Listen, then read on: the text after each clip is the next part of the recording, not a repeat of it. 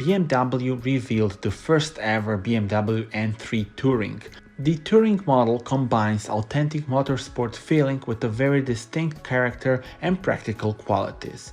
Its powertrain technology brings together the 510 horsepower version of the 6-cylinder inline engine with M TwinPower Turbo technology, the 8-speed M Steptronic transmission with drive logic, and the M xDrive all-wheel drive system.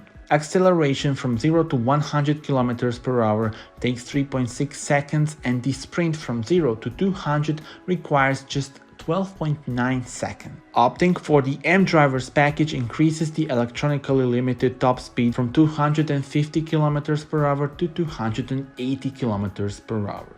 Orders for the new BMW M3 Touring can be taken from September 2022, ahead of a market launch that will get underway with the start of production in November 2022.